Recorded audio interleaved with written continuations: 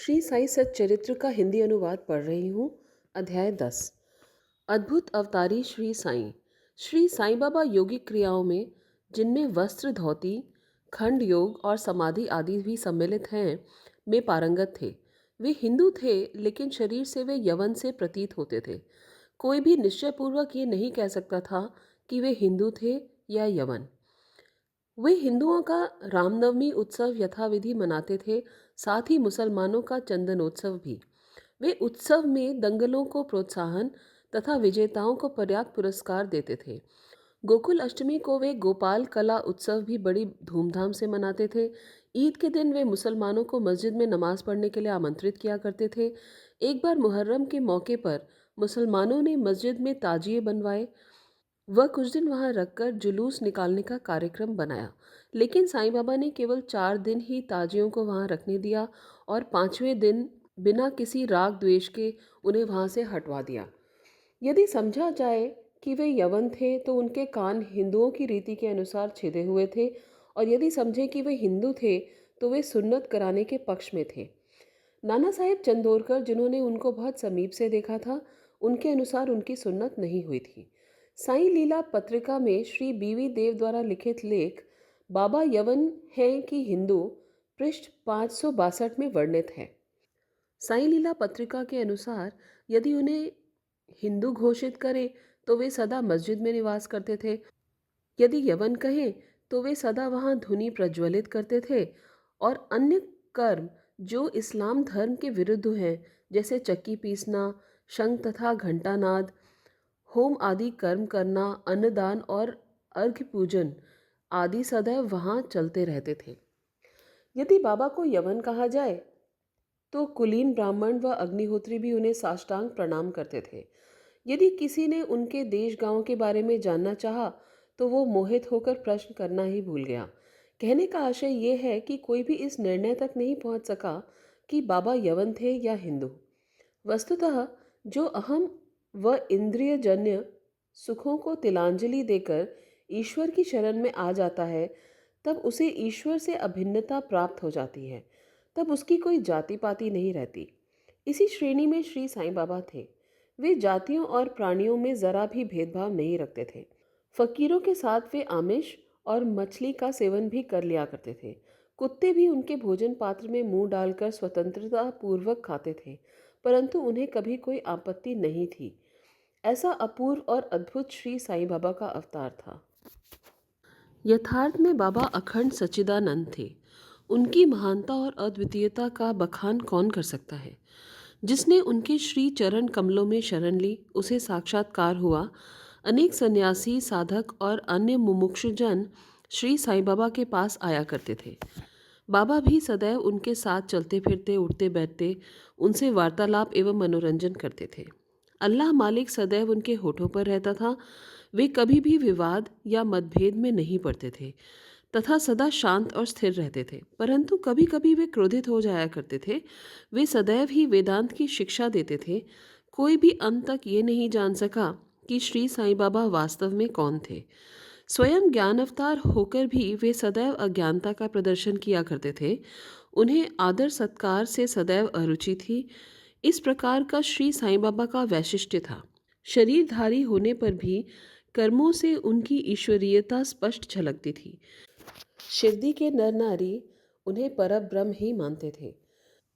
श्री साईं बाबा के एक अंतरंग भक्त मालसापति, जो कि बाबा के साथ मस्जिद तथा चावड़ी में शयन करते थे, उन्हें बाबा ने बतलाया कि मेरा जन्म पाथर्डी के एक ब्राह्मण परिवार में हुआ था। मेरे माता पिता ने मुझे बाल्यावस्था में ही एक फकीर को सौंप दिया था। जब ये चर्चा चल रही थी तभी पाथर्डी के कुछ लोग वहां आए तथा बाबा ने उनसे कुछ लोगों के संबंध में पूछताछ भी की। श्रीमती काशीबाई कानेटकर, जो कि पूना की एक प्रसिद्ध विदुषी महिला थी, उन्होंने साईं लीला पत्रिका में प्रकाशित किया है कि बाबा के चमत्कारों को सुनकर हम लोग अपनी ब्रह्मवादी संस्था की पद्धति के अनुसार विवेचना कर रहे थे कि साईं बाबा ब्रह्मवादी हैं या वाम मार्गी। वाम मार्गी का अर्थ कुछ तांत्रिक एक्टिविटीज से होता है। आगे उन्होंने कहा, कालांतर में जब मैं शिरडी गई तो मुझे इस संबंध में अनेक विचार आ रहे थे। जैसे ही मैंने मस्जिद की सीढ़ियों पर पैर रखा तो बाबा उठकर सामने आ गए और अपने हृदय की ओर संकेत कर मेरी ओर घूरते हुए क्रोधित होकर बोले, ये ब्राह्मण है, शुद्ध ब्राह्मण, इसे वाम मार्ग से क्या प्रयोजन? मतलब उनका तांत्रिक एक्टिविटीज से क्या लेना देना है? यहाँ कोई भी यवन प्रवेश करने का दुस्साहस नहीं कर सकता और न ही वो करे। पुनः अपने हृदय की ओर संकेत करते हुए बोले कि ये ब्राह्मण लाखों मनुष्यों का पथ प्रदर्शन कर सकता है और उनको अप्राप्य वस्तुओं की प्राप्ति करा सकता है। ये ब्राह्मण की मस्जिद है, यहाँ किसी वाम मार्गी यानी तांत्रिक की छाया भी नहीं पड़ने दूंगा। जो एक्सपीरियंस श्रीमती काशीबाई कानेटकर ने साईं लीला पत्रिका में लिखा है, उसके डिटेल्स में शो नोट्स में लिख रही हूँ। श्री साईं बाबा की प्रकृति। शिरडी के प्रायः सभी मंदिरों का उन्होंने जीर्णोद्धार करवाया। श्री तात्या पाटिल के द्वारा शनि, गणपति, शंकर, पार्वती, ग्राम्य देवता और हनुमान आदि के मंदिर ठीक करवाए। उनका दान भी विचित्र था। दक्षिणा के रूप में जो धन एकत्रित होता था उसमें से वे किसी को 20 रुपये, किसी को 15 रुपये, किसी को 50 रुपये, इस प्रकार प्रतिदिन स्वेच्छा से बांटते थे। बाबा के दर्शन भक्तों के लिए लाभप्रद होते थे। अनेक लोग उनके दर्शन कर निष्कपट पुण्यभागी हो गए। अनेकों की कुष्ठता दूर हो गई, अनेकों को मनवांछित फल मिला, पंगुओं की पंगुता नष्ट हो गई। उनकी कीर्ति दूर दूर तक फैलती गई और भिन्न भिन्न स्थानों से यात्रियों के झुंड शिरडी आने लगे। बाबा सदा धुनी के पास ही आसन जमाए रहते और वहीं विश्राम किया करते थे। वे कभी स्नान करते और कभी स्नान किए बिना ही समाधि में लीन रहते थे। वे सिर पर एक साफा, कमर में धोती और शरीर पर एक अंगरखा पहना करते थे। अपने जीवन काल के पूर्वार्ध में वे गांव में चिकित्सा कार्य भी किया करते थे। विलक्षण नेत्रोपचार। एक भक्त के नेत्र बहुत लाल हो गए थे, उनमें सूजन भी आ गई थी। जब उसे बाबा के पास लाया गया तो बाबा ने भिलावा पीसकर उसकी 2 गोलियां बनाई और रोगी के नेत्र पर एक एक गोली चिपकाकर कपड़े की पट्टी से नेत्र बांध दिए। दूसरे दिन पट्टी हटाकर नेत्रों के ऊपर जल के छींटे मारे। फलस्वरूप नेत्र ठीक हो गए। इसी तरह कई अन्य इसी तरह कई अन्य रोगियों का भी उन्होंने उपचार किया। बाबा की योगिक क्रियाएं। बाबा सभी क्रियाओं में पारंगत थे। उनमें से केवल 2 का यहाँ उल्लेख किया जा रहा है। पहली है धोती क्रिया, आंतें साफ करने की क्रिया। साधारण धोती क्रिया 3 इंच चौड़े और 22 फुट लंबे गीले कपड़े के टुकड़े से की जाती है। इस कपड़े को मुंह के द्वारा उदर में उतार कर लगभग आधे घंटे रख लेते हैं ताकि उसका पूरा प्रभाव हो जाए। तत्पश्चात उसे बाहर निकाल लेते हैं। पर बाबा की धोती क्रिया बड़ी विचित्र और असाधारण थी। हर तीसरे दिन बाबा मस्जिद से पर्याप्त दूरी पर एक वट वृक्ष के नीचे धोती क्रिया किया करते थे।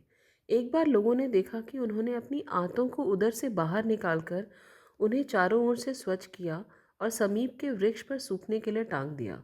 शिरडी में इस घटना की पुष्टि करने वाले कुछ लोग अभी भी जीवित हैं। उन्होंने इस सत्यता की परीक्षा भी की थी। दूसरी क्रिया है खंड योग। एक बार बाबा ने अपने शरीर के अंगों को अलग अलग कर मस्जिद के भिन्न भिन्न स्थानों में बिखेर दिया। अचानक उसी दिन एक महाशय मस्जिद में पधारे और अंगों को इस प्रकार यहाँ वहाँ बिखरा देखकर भयभीत हो गए। पहले उनकी इच्छा हुई कि लौटकर ग्राम अधिकारी को ये सूचना देनी चाहिए कि किसी ने बाबा की हत्या कर दी है, परंतु सूचना देने वाला ही सबसे पहले पकड़ा जाता है। ये सोचकर वे मौन रह गए। दूसरे दिन जब वे मस्जिद में गए तो बाबा को पहले की तरह स्वस्थ देखकर आश्चर्यचकित रह गए। बाबा की सर्वव्यापकता और दयालुता। सर्वव्यापकता मतलब ओमनी प्रेजेंस। ये घटना 1910 की है। बाबा दीपावली के दिन धुनी के निकट बैठकर आग ताप रहे थे। साथ ही धुनी में लकड़ी भी डालते जा रहे थे। धुनी से प्रचंड लपटें निकल रही थी। कुछ देर बाद उन्होंने लकड़ियां डालने के बाद अपना पूरा हाथ ही धुनी में डाल दिया। माधवराव देशपांडे ने बाबा को धुनी में हाथ डालते देख तुरंत दौड़कर उन्हें पीछे खींचा। माधवराव ने बाबा से कहा, देवा, आपने ऐसा क्यों किया? बाबा सावधान होकर बोले, यहाँ से कुछ दूरी पर एक लुहारिन जब भट्टी धौंक रही थी तो उसी समय उसके पति ने उसे बुलाया। कमर से बंधे शिशु का ध्यान छोड़ वो शीघ्रता से वहां दौड़कर गई। दुर्भाग्य से शिशु फिसलकर भट्टी में गिर पड़ा। मैंने तुरंत भट्टी में हाथ डालकर शिशु को बचा लिया। मुझे अपना हाथ जलने का दुख नहीं है। बल्कि मुझे संतोष है कि एक मासूम का जीवन बच गया। कोढ़ी की सेवा। माधवराव देशपांडे के द्वारा बाबा का हाथ जल जाने का समाचार पाकर श्री नाना साहेब चंदोरकर बंबई से सुप्रसिद्ध डॉक्टर श्री परमानंद के साथ दवाइयाँ, लेप, पट्टियाँ आदि लेकर शीघ्रता से शिरडी आए। उन्होंने बाबा से डॉक्टर परमानंद को हाथ की जांच करने और जले हुए स्थान पर दवा लगाने की अनुमति मांगी, लेकिन बाबा ने अनुमति नहीं दी। हाथ जल जाने के पश्चात एक कोढ़ी भक्त भागोजी शिंदे उनके हाथ पर सदैव पट्टी बांधते थे। उनका कार्य था प्रतिदिन जले हुए स्थान पर घी मलना और उसके ऊपर एक पत्ता रखकर पट्टियों से उसे पुनः पूर्ववत कसकर बांध देना। घाव शीघ्र भर जाए, इसके लिए नाना साहेब चंदोरकर ने पट्टी छोड़ने तथा डॉक्टर परमानंद से जांच व चिकित्सा करवाने को बाबा से बार बार अनुरोध किया। यहाँ तक कि डॉक्टर परमानंद ने भी अनेक बार प्रार्थना की, परंतु बाबा ने ये कहते हुए टाल दिया, केवल अल्लाह ही मेरा डॉक्टर है। उन्होंने हाथ का परीक्षण करवाना अस्वीकार कर दिया। डॉक्टर परमानंद की दवाइयाँ शिरडी के वायुमंडल में न घुल सकीं और न उनका उपयोग ही हो सका। फिर भी डॉक्टर साहब का परम भाग्य था जो उन्हें बाबा के श्री दर्शन का लाभ हुआ। भागो जी को दवा लगाने की अनुमति मिल गई। कुछ दिनों बाद जब घाव भर गया तब सब भक्त सुखी हो गए, परंतु ये किसी को भी ज्ञात न हो सका कि कुछ पीड़ा शेष रही थी या नहीं। प्रतिदिन प्रातःकाल घृत से हाथ की मालिश और पुनः कसकर पट्टी बांधने का क्रम श्री साईं बाबा की समाधि पर्यंत चलता रहा। श्री साईं बाबा पूर्ण रूप से सिद्ध थे, तो उन्हें असल में इस चिकित्सा की भी कोई आवश्यकता नहीं थी, परंतु भक्तों के प्रेमवश उन्होंने भागोजी की ये सेवा स्वीकार की। जब बाबा लेंदी को जाते तो भागोजी छाता लेकर उनके साथ ही जाते थे। प्रतिदिन प्रातःकाल जब बाबा धुनी के पास आसन पर विराजते, तब भागोजी वहां पहले से ही उपस्थित रहकर अपना कार्य प्रारंभ कर देते थे। भागोजी के पिछले जन्म के कर्मों के कारण वे कुष्ठ रोग से पीड़ित थे। उनकी उंगलियां गल चुकी थी और शरीर पीप आदि से भरा हुआ था, जिससे दुर्गंध भी आती थी। यद्यपि बाहरी दृष्टि से वे दुर्भागी प्रतीत होते थे, परंतु बाबा के प्रधान सेवक होने के नाते असल में वे अधिक भाग्यशाली तथा सुखी थे। उन्हें बाबा के सानिध्य का पूर्ण लाभ मिला। बालक खापर्डे को प्लेग।